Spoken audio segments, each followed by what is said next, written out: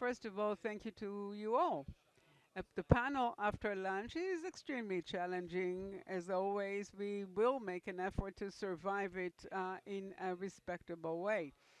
But I'm Yaron Kulas. I come from M&A Rafael. I'm a co-partner in RDC, shared by Rafael and Elron. I have the privilege, I would say, to be familiar with what is happening in our industry from the conventional M&A, but also the more venture capital aspects. And indeed, grand things are happening, no doubt. This is a time of high tide. I don't know if you reached the peak yet, but no question that this tide will continue and the demands are actually fueling it. Many VCs are emerging and many startup companies that come from the other side of that supply.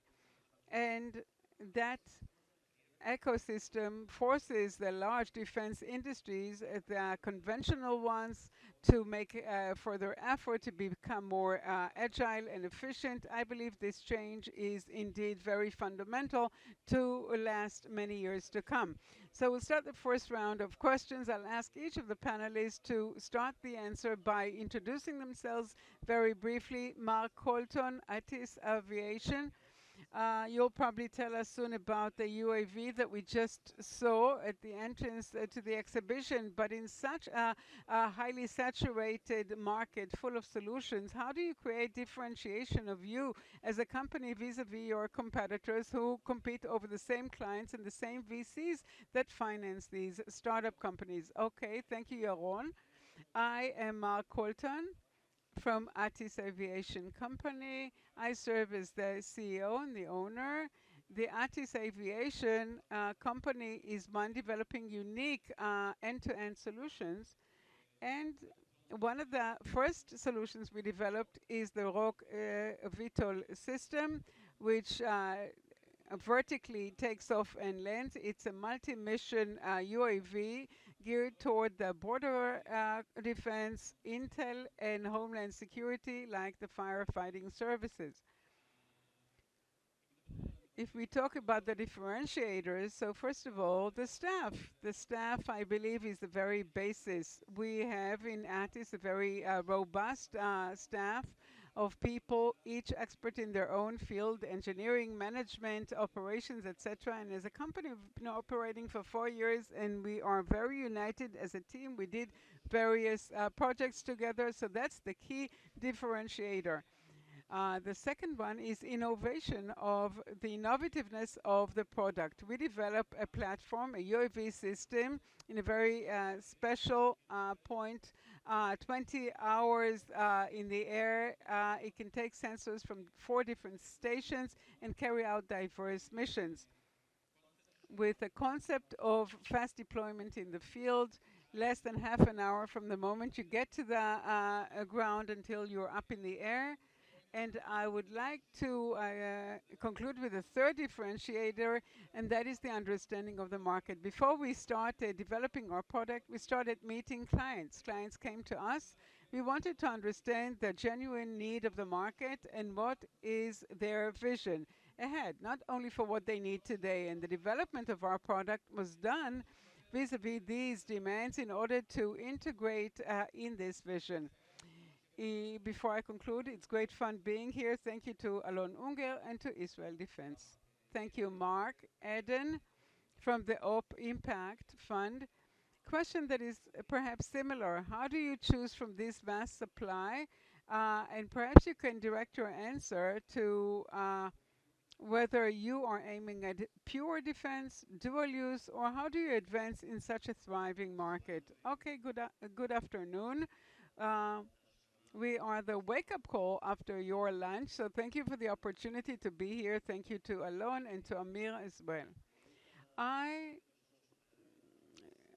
The first part of my civilian life, after I was discharged from the IDF, I do these in the words beyond the wall, various usages of UAVs. Power Zero is a company raising millions of dollars and carrying out a number of measures. That was the way I learned the language, developed the model, and it was quite problematic as well. But in the last 3 years, very gradually, we designed this model that we called it Impact, that looked at the deep tech dual use in a world in which dual use was a bad word to use. Today, it's less so. And we took our expertise from the world of being a defense executive type of a thing, who know how to talk to governments and defense industries, and the other side, understanding what it is to raise funds, what it means when you run out of funds, and together to touch a world that we understand more in deep tech, deep infrastructure technologies. We cannot contend with a company that comes along with a presentation and says, I have an idea, I need this. No, we need more specific instructions. We want a company that has been around for 5 years, that a lot of money has been already invested in governmental money usually. And another parameter that we added this recent year, and that's defense tech. The change with the defense tech is the fact that it's always on dual use, and the priority is that the first product would go to these worlds. Why? Because there's a paying customer there. This is where we're heading because we're not philanthropists.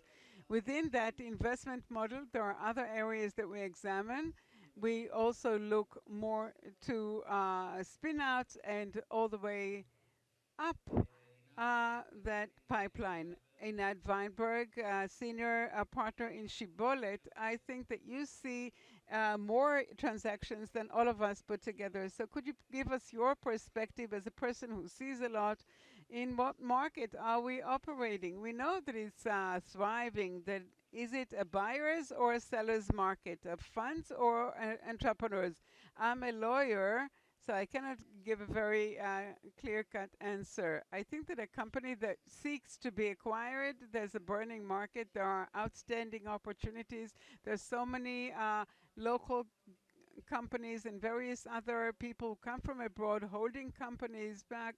Everyone's reading this in the papers. So many opportunities indeed in private equity. So I think that this is an outstanding opportunity to mature companies.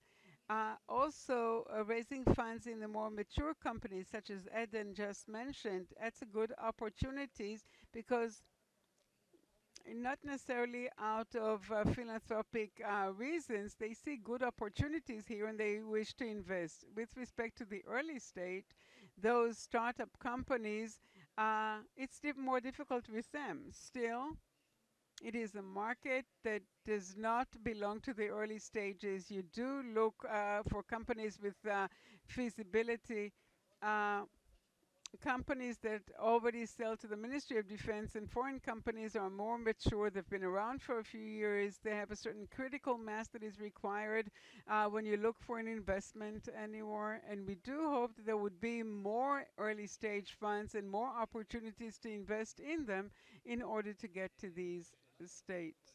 A question that I would like to pose to each of you to see your own perspective in a world that we know is not a software world necessarily, but rather that of products and the investment in defense products. A startup that starts today, their dream is raising funds and increasing the value, or to get to an M&A as quickly as possible. How would you see the company in 5, 6, or 7 years' time? Okay, I think that the exit strategy of a startup is the basis for its business plan. Before you even start building the company and designing a business plan, you have to understand what happens at the end and then to go backwards. Having said that, I don't think that any startup at the beginning of their career in the hardware worlds or UAV systems, you never know what will happen in 5 years' time or 3 years' time. That's the minimum that you need to develop end-to-end system. So what you need as part of the business plan is to say that in 5 years' time, I will have these turnovers and then I'll know what to do, whether it's going to be M&A or to distribute dividends or to do an IPO. I'd like to say that we are in seed round. We do raise money, and we want to close this in the coming weeks. And if there's anything relevant here, we'd be very happy to have a talk with you. I'll answer somewhat differently, not directly to the question. We have to understand this world in the way that I do. People ask, what is defense tech? What's happened here? I talk about the change of DNA in the way by which countries are building their military power. I'm not inventing anything. The prime companies will continue to be here, the prime industries. F-35 would not build a startup. And I set aside different extraordinary examples which aren't the defense tech. But on the other hand, it opened some space, the recent wars, for technologies that can reach the battlefield quickly. And that's the first thing. The second thing is that you want to have a high updating capability. The head of a corporate who needs to update software will take 2 years, but you need to update the software every 2 weeks. And the third thing is that it has to be cheap. And that became a bad word. Yes, you want masses of autonomy, AI. You cannot just do everything and pay $500,000 for it. You need to have much cheaper prices. And that opened the space for companies such as Attias and others to grow and to enter this field. To enter this industry. And as for your question concerning what is the exit strategy, this world has been complex and remained complex. It's not a West Coast VC. There are a few cyber people in the audience, so I choose my words. You always have prime governments and civilian money, and it's going to mean that the event would be complex. The unicorns that will grow are a handful, and most of them are those companies that would enter with a few dozens of millions and could be sold for a few hundreds of millions. That's the leading track, and there are a lot of opportunities and money involved. We have exactly the time that's left for a short round that I would like to call Portfolio of Champions. I would like you to give a tip or a champion's tip. Perhaps a tip to the entrepreneur that approaches you. What mistakes would you recommend that they do not do in order to enter a process in the proper way? Here too, I won't answer directly. I'll say it very, very humbly. My experience is a lot larger than raising funds for my own company than for others. But I do have a lesson learned from my side, and I believe that it works on the other side as well. At the end of the day, financial investment entity looks for an upsell. The technology is interesting, but you can validate if that is the real thing or not. The business access and the go-to-market gives us good enough tools to know if there's a potential, if it's interesting. But ultimately, it's you, and I believe that it's important for you to show who you are. Don't tell a story. Don't try to be who you're not. Be a technologist. If you're mostly a CEO that doesn't understand about technology, fine, then be that CEO. So my tip, which is not that much of a genius, is be yourself.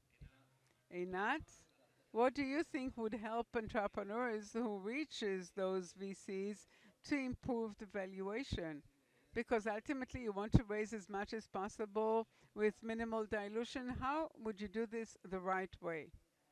I believe you have to try to show whether if you only focus in the military or in the dual use, you have to show the versatility of the technology in your product and the ability to take it in various directions, because this world is that of trends. And there are companies who started in the civilian field and switched to the military. Many years ago, we could see how many military technologies go to the civilian field. People say if it was validated there, we could do it here. Maybe it could be made cheaper, even if it is less accurate. Today, companies who focus on defense should show that if world peace would break, out that would still be enough uses for the technology to take the deep tech and AI worlds to maintain these capabilities. Mark, a tip for the entrepreneur. What would you recommend the competing entrepreneur when you prepare yourself for the fundraising? You go to VCs and investors. First of all, I second all these tips. Definitely, it's truly conducive, and I totally agree. One of the tips that we learned as part of the path that we have taken, especially in the worlds of UAVs, and that is our topic today. When you have a startup with an idea for a UAV system, which is a multi-system, I think that it's highly important to build the first prototype as quickly as possible. It doesn't have to be the most beautiful product, but it would be a proof of concept and that which the entrepreneurs wishes to achieve. It will prove their ability to deliver, and I think that that is what we've done. You can see it in the exhibition, the Brock Vittel. We're exposing it here in the exhibition. Within 9 months from the moment we started, we were up in the air, and this is where we present the platform. One more thing that I would like to share with you, and I believe is highly relevant. It's very hard to raise funds in Israel, and one of the other tips is to connect to partners abroad in order to reach the market. A few days ago, we signed an MOU with a European partner to establish a plan for the construction of UAVs in Europe for the European and NATO markets. In view of the political situation in Israel, it's very hard to get there if you are an Israeli company. Well, what about you, the representative of the defense industries? I believe that, first of all, there is a competition, and startups truly need to sell the best they have to investors and VCs. And I agree with the statement that says that you have to have a longer term roadmap rather than developing a product and showing what it does. Opening markets in Europe and round to market, I believe in Europe, the market is a lot quicker to enter for Israeli companies. We always talked about the American market as the large one, but it's very difficult to export to it directly. To present the strategy, not only what we do with it in Israel, but how do you enter the world? And the world offers opportunities that never existed in the past. I once again emphasize Europe. Europe is hungry for a solution. They have large budgets, but they don't have engineering power or industrial infrastructure. And if you have startups that know how to present those solutions and access to the market, that would make a big difference. Okay, so Alon, you owe us 30 seconds for next year's panel. We are ending here. Thank you, everyone, and thank you, Einat.